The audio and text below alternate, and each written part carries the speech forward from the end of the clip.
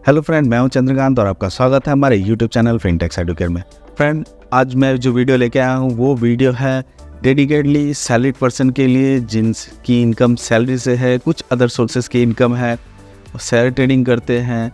इस टाइप की जो इनकम है उसके लिए कौन सी आईटीआर फॉर्म सेलेक्ट करनी पड़ेगी और आपको पूरी डिटेल में मैं बताऊँगा इस वीडियो में कि आपके लिए कौन सी फॉर्म जो है वो होगी बेस्ट।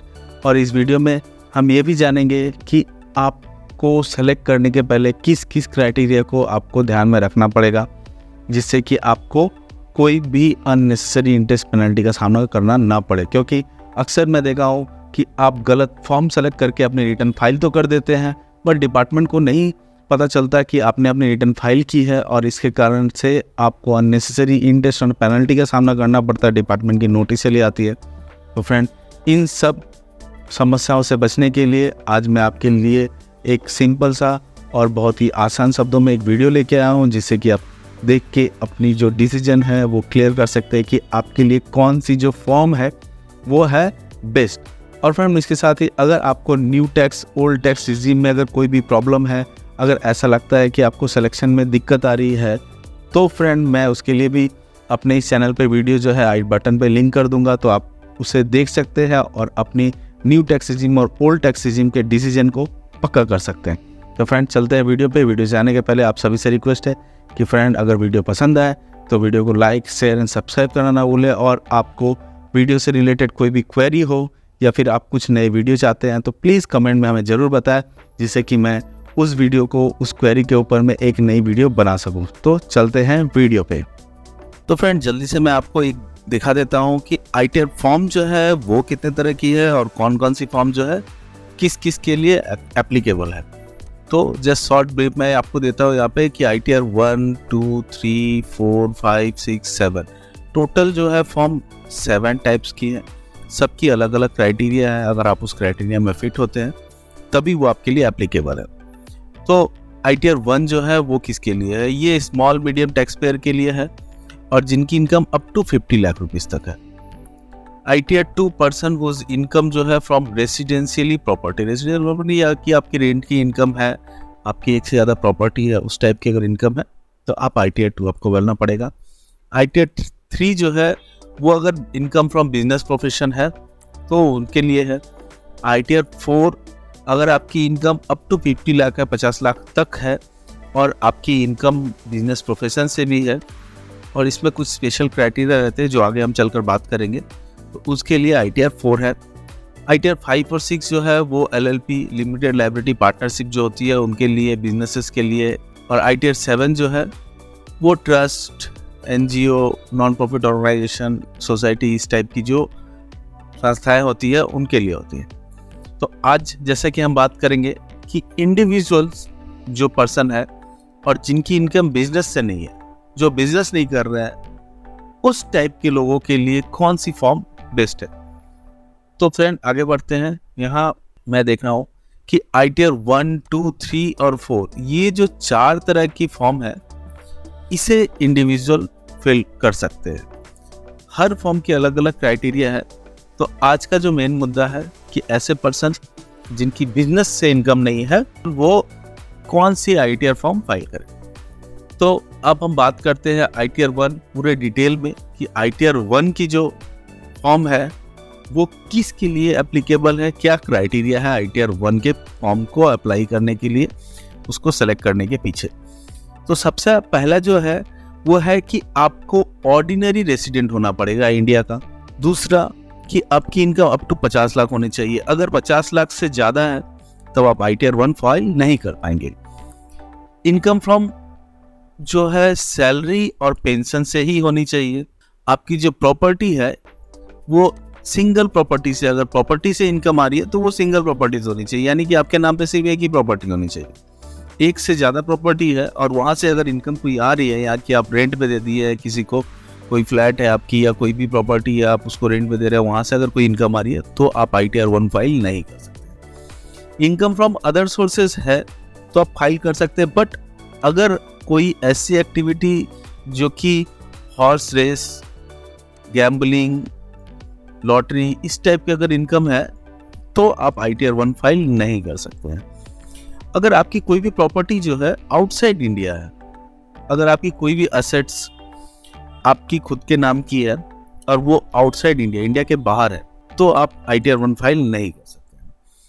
अगर आपकी कोई भी रेवेन्यू रिसीव हो रही है बाहर की कंट्री से, आउटसाइड इंडिया से अगर कोई भी रेवेन्यू रिसीव हो रही है, तो आपके लिए ITR 1 नहीं है, तो आपको दूसरे फॉर्म की तरफ में बढ़ना पड़ेगा। Interest income from saving bank अगर आपकी है, डिपॉजिट है, आपकी FD की हुई है, उससे इंटरेस्ट आ रही है, इस तरह की इनकम है, या फिर फैमिली पेंशन से आपकी इनकम आ रही है, या फिर एग्रीकल्चर इनकम अप टू 5,000 तक है, तो फिर आप ITR फाइल कर सकते हैं। लेकिन अगर आपकी एग्रीकल्चर इनकम जो है वो 5,000 से ज़्यादा है, तब आप ITR 1 आपके लिए एप्लीकेबल नहीं है।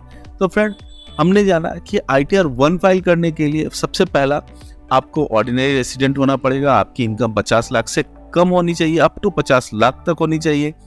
आपकी इनकम सिंगल प्रॉपर्टीज होनी चाहिए, आपके नाम पे एक से ज़्यादा प्रॉपर्टी नहीं होनी चाहिए। अगर कोई हॉर्स रेस वगैरह से, गैम्बलिंग से अगर कोई इनकम है तो आप नहीं फाइल कर सकते हैं। आपको अगर विदेश से कोई इनकम आ रही है तब आप फाइल नहीं कर सकते। आपकी कोई भी प्रॉपर्टी, कोई भी असेट अगर आपके विदेश में है, तब आप ITR 1 नहीं फाइल कर सकते हैं।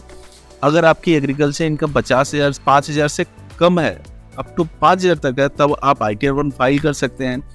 अगर आपकी इनकम सेविंग बैंक से है, डिपॉजिट से है और अदर इंटरेस्ट आप इनकम कर रहे हैं, या फैमिली पेंशन से आपको इनकम आ रही है, तब आपके लिए ITR 1 फॉर्म एप्लीकेबल है, जो कि बहुत ही सिंपल फॉर्म होती है और इसे आप खुद से भी फाइल कर सकते हैं बिना किसी परेशानी के।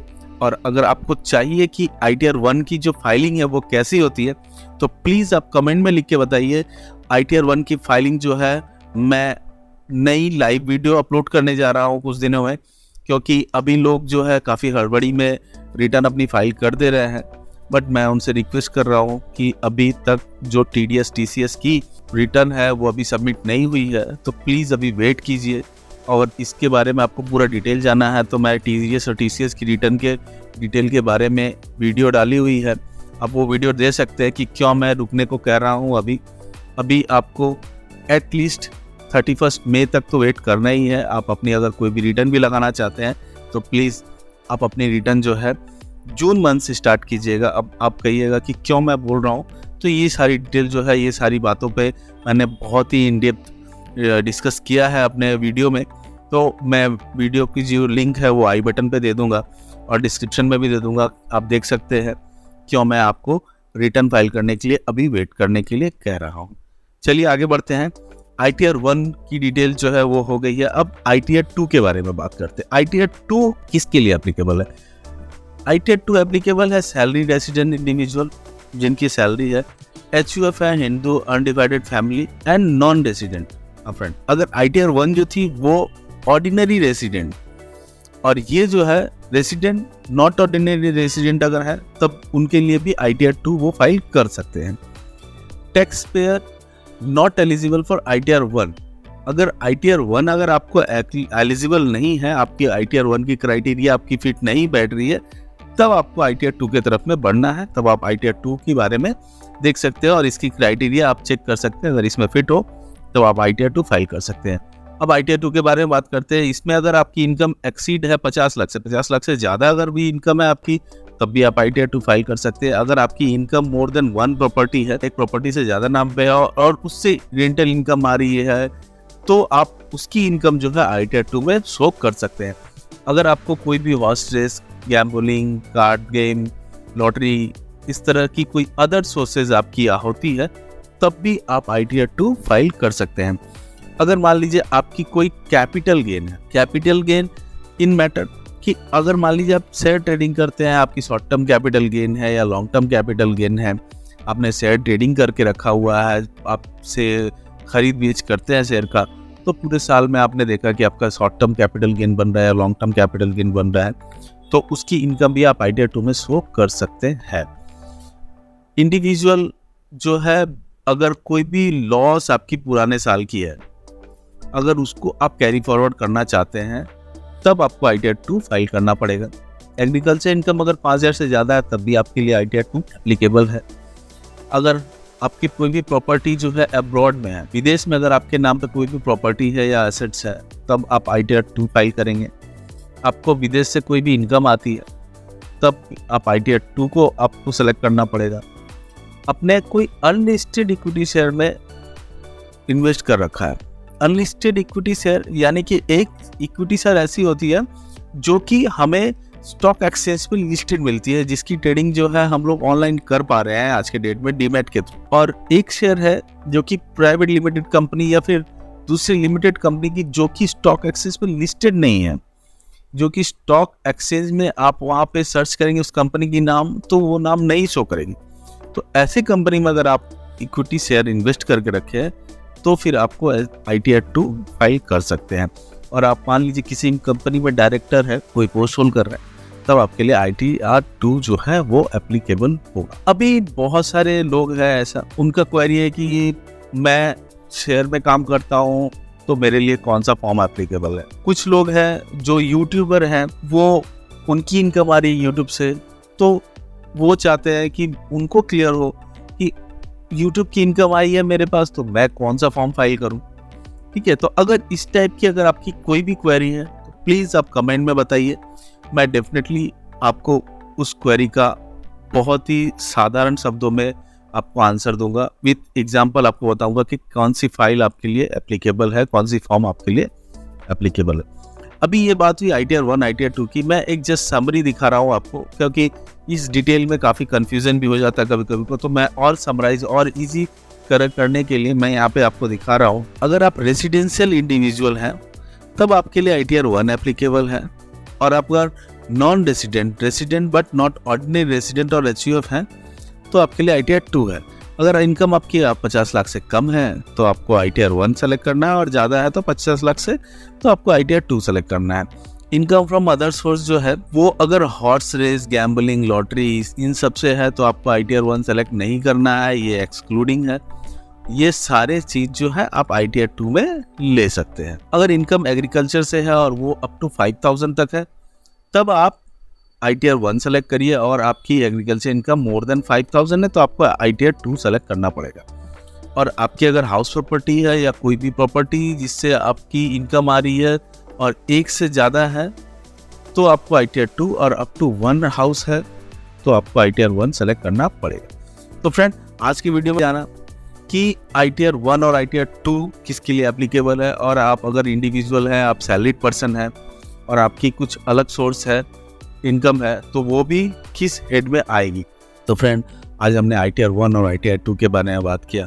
और फ्रेंड, इसके साथ ही मैं एक बहुत ही इंपॉर्टेंट बात करना चाह रहा हूँ। फ्रेंड, अगर आपको न्यू टैक्स रेजिम और ओल्ड टैक्स रेजिम में कोई भी कन्फ्यूज़न है तो उसके लिए भी मैंने वीडियो डाला हुआ है, आप वो वीडियो देख सकते हैं, जो कि बहुत ही सिंपल और इजी तरीके से विद एग्जांपल दिया हुआ है, जिससे कि आपको अपनी टैक्स रेजिम सेलेक्ट करने में बहुत ही आसानी हो। तो फ्रेंड, कैसा लगा वीडियो में मैं आशा करता हूँ कि आपको बहुत ही अच्छी तरह से समझ में आया होगा कि इंडिविजुअल्स के लिए कौन सी रिटर्न फॉर्म जो है वो एकदम बेस्ट है, और क्या क्या क्राइटेरिया जो है वो हमें देखनी है ITR रिटर्न फाइल करने के पहले।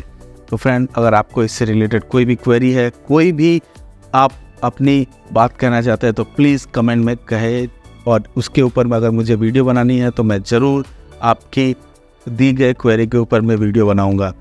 तो फ्रेंड, वीडियो को लाइक, शेयर एंड सब्सक्राइब करना ना भूलें। तब तक के लिए धन्यवाद।